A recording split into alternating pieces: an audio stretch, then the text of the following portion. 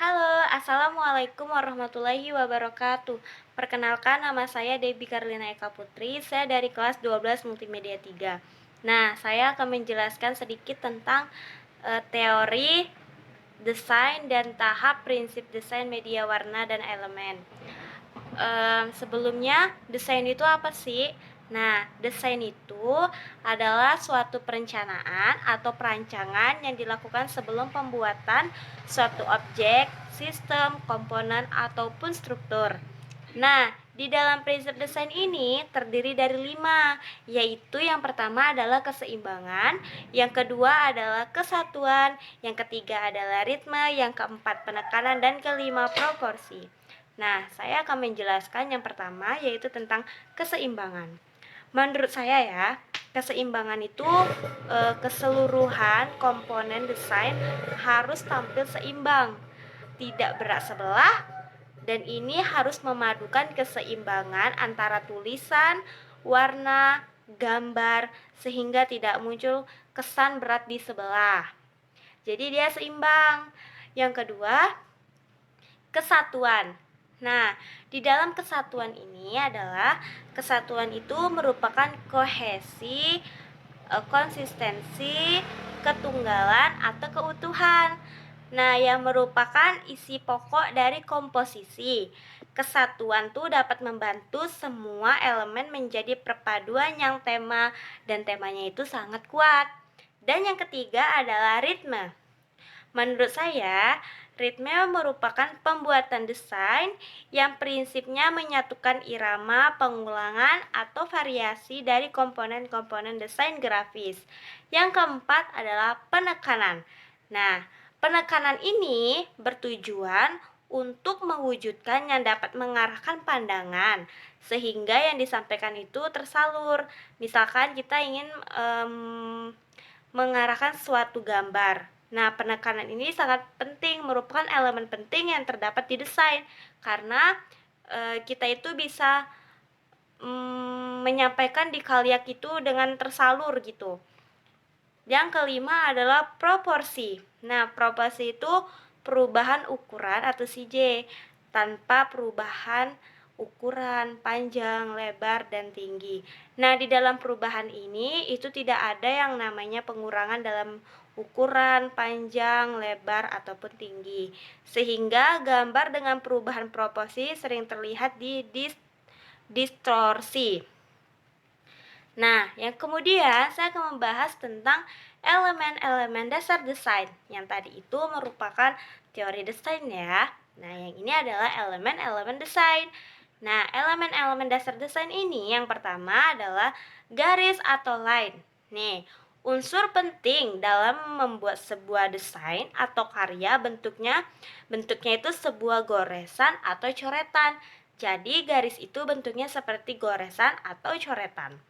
Nah, ciri khas dari garis ini itu adanya arah dan dimensi memanjang. Fungsi dari garis ini itu untuk mengarahkan gerakan mata melihat elemen di dalam karya desain. Macam-macam garis itu terdapat, ada garis vertikal, garis horizontal, garis lengkung, garis patah, garis miring, dan garis berombak. Yang kedua, bentuk dan ruang atau sering disebut dengan form dan space. Nih, bentuk itu dalam sebuah desain merupakan perpaduan atau penempatan garis yang disusun secara berdekatan sehingga menimbulkan diameter, tinggi, dan lebar. Berdasarkan sifatnya, bentuk ini dibagi menjadi 3, yaitu huruf, simbol, dan bentuk naita atau from. Kemudian ruang, perwujudan nyata dari bentuk. Ruang ini berarti perwujudan nyata dari bentuk. Nah, ruang ini dapat dihadirkan dengan adanya bidang atau bentuk. Sebuah ruang dapat terbentuk dengan menyusun beberapa bentuk atau bidang. Ruang yang lebih mengarah pada perwujudan 3 dimensi dapat menjadi ruang nyata dan semu. Yang ketiga adalah warna atau color. Nih, warna ini termasuk elemen-elemen penting dalam dasar desain. Nih, warna itu dapat digunakan untuk menampilkan identitas sebuah desain. Warna dapat menjadi dua section, yaitu warna yang timbul karena sinar atau RGB dan warna yang dibuat dalam unsur tinta ataupun cat, atau yang disebut dengan CMYK. Ada beberapa permasalahan yang biasanya yang mendasari dari warna. Di antaranya adalah hue atau spektrum warna, kemudian saturasi atau nilai kepekatan, dan yang terakhir adalah lightness atau nilai gelap terang. Yang keempat adalah teks atau type. Teks atau yang disebut dengan tipografi, sebuah elemen pendukung yang sangat penting. Teks atau tipografi ini berfungsi untuk membantu proses penyusunan dan pengaturan kata-kata ke dalam bentuk tulisan yang dibutuhkan desain maupun karya. Kemudian yang terakhir adalah tekstur atau disebut dengan teksture. Itu dalam bahasa Inggris kayaknya bacanya tekstur deh.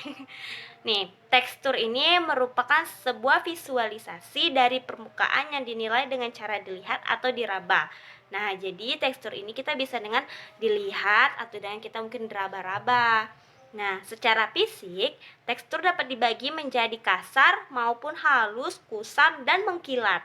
Itu tekstur ya. Tekstur digolongkan menjadi tekstur nyata atau semu.